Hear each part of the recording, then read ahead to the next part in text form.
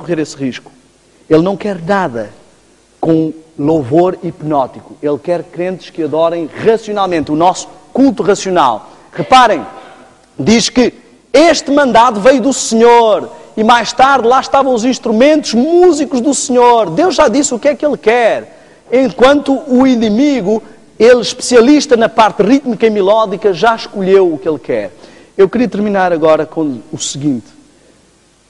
Queria que entendêssemos como a música que ouvimos e a forma como adoramos a Deus está diretamente ligada com a nossa crença doutrinária. Reparem um fator interessante. Melodia, harmonia e ritmo. Mente, corpo e espírito. Pátio, santo, santíssimo.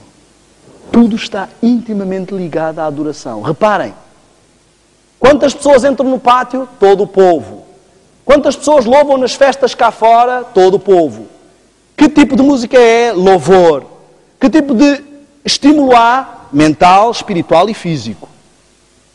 Quando entramos para o lugar santo, já não é lugar mais para manifestações físicas. O que acontece aqui já não é o que vai acontecer ali. Nós vamos falar um pouco sobre o santuário no sábado. E vamos ver como Deus nos deixou um caminho muito simples para a salvação. Reparem, quando eu estou lá fora num acampamento, eu canto o Pai Abrão, canto Aperta a Mão do Teu Irmão. Quando eu entro num lugar santo, eu entro num lugar onde já não é para este tipo de atividades. Já não é um acampamento. Lá fora eu também estava a louvar a Deus.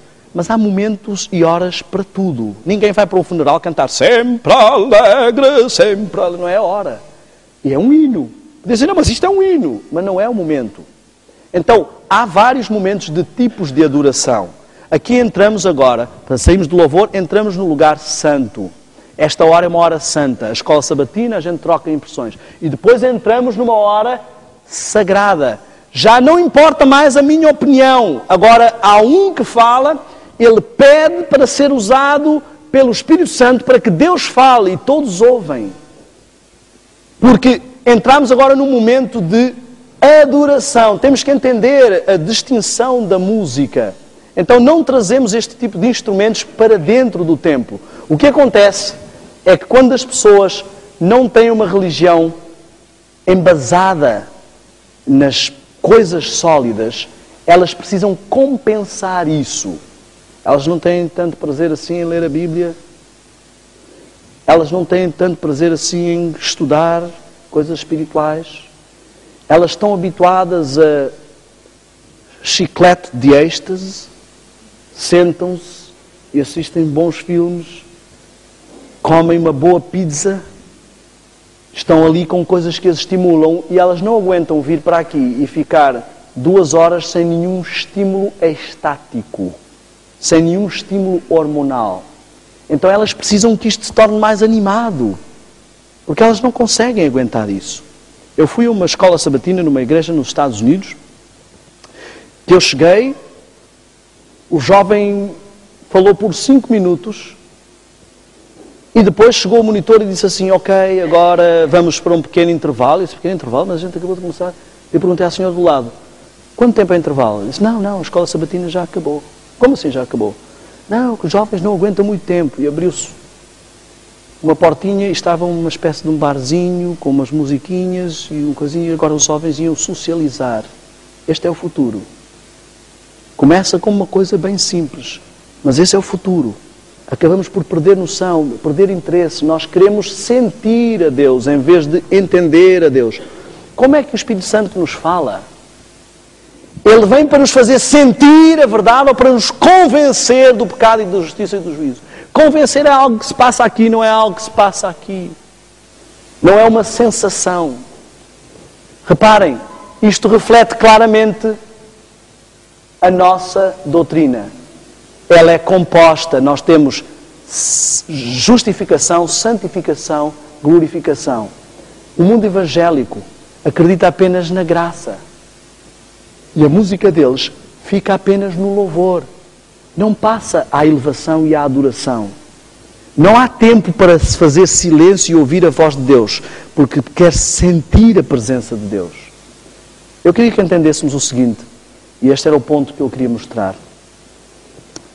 No sábado nós vamos falar sobre o quadro profético. Vamos analisar os sinais proféticos que já se cumpriram, os sinais proféticos que estão a cumprir-se. Vamos analisar as 2300 tardes e manhãs, o contexto do surgimento do movimento adventista, e vamos analisar como tudo isto está sincronizado com a mensagem do santuário, como Deus tem uma mensagem para o seu povo de salvação, um caminho de 3 passos. E vamos compreender o momento em que estamos e o perigo que o cristianismo corre. Eu comecei esta semana falando sobre os escolhidos, e se o objetivo do inimigo é enganar os escolhidos precisam abrir os olhos. Os escolhidos precisam compreender que talvez estejam envolvidos em hábitos que aparentemente não têm perigo nenhum. Eu queria que entendessem. Falámos já sobre a visão e sobre a audição. E vimos que nos 2 casos o fenómeno é o mesmo. Bloquear o centro do comando do nosso ser, o ponto de poder de decisão, e hiperestimular o lado emocional e carnal. Fazer com que a carne domine o espírito e não vice-versa. Eu sei que para os jovens é um desafio grande. Mesmo que se eliminasse a música ritmada da igreja, ainda existem todos aqueles CDs lá em casa, aquelas músicas. E afinal, quer dizer, qual é o mal?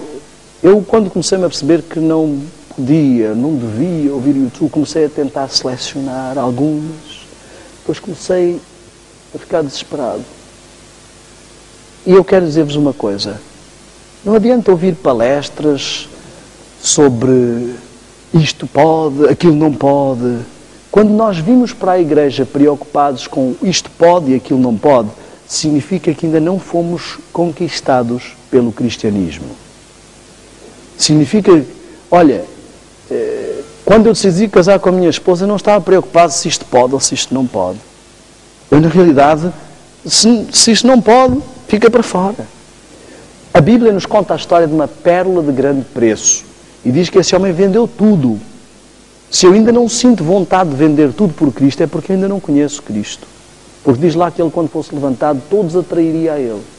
Enquanto eu não conheço Cristo, eu vou-vos dizer a diferença entre alguém que conhece ou não a Cristo. Alguém que conhece a Cristo, quer fazer o bem, sente vontade de fazer o bem, e quando falha fica frustrado. Alguém que não conhece a Cristo, faz o bem e fica triste. É o contrário do que Paulo diz. Quem conhece a Cristo diz, o bem que eu queria fazer, eu não faço. E o mal que eu não queria, às vezes é isso que eu faço. Mas quem não conhece a Cristo diz assim, o bem que eu não queria fazer, esse é que eu tenho que fazer. E muitos de nós andamos infelizes porque não conhecemos a Cristo. Eu quero dizer-vos o seguinte. Quem está sob o efeito de drogas nunca sente prazer na sobriedade. Eu tinha colegas que fumavam haxixe e uma série de coisas e eu via o estado deles. Quem está sobre o vício da pimenta nunca tem prazer numa comida simples. E quem está tomado pelos prazeres carnais nunca terá prazer na vida espiritual. Quem não tem prazer na vida espiritual precisa urgentemente de uma desintoxicação. Não conseguimos amar a 2 senhores. Não conseguimos continuar a desfrutar dos prazeres carnais e ao mesmo tempo ter uma vida espiritual saudável. Então eu tenho um desafio esta noite para os jovens. Podem até não acreditar em nada do que eu estou a dizer, mas volto a fazer o mesmo desafio. Façam uma experiência. Tirem por 40 dias da vossa vida todos estes tipos de estímulos. E ao fim de 40 dias, se não virem uma diferença na vossa vida e se não buscaram, claro, se buscaram as coisas espirituais, se não viram uma diferença na vossa vida, podem dizer que eu sou mentiroso. Mas eu garanto-vos que vocês vão ver o que é que vos está a atrapalhar e a bloquear. Amanhã nós vamos entrar no tato e depois no paladar. E nós vamos ver como as mesmas táticas são usadas. O mesmo objetivo, carnalizar os seres humanos. O meu desafio esta noite é este.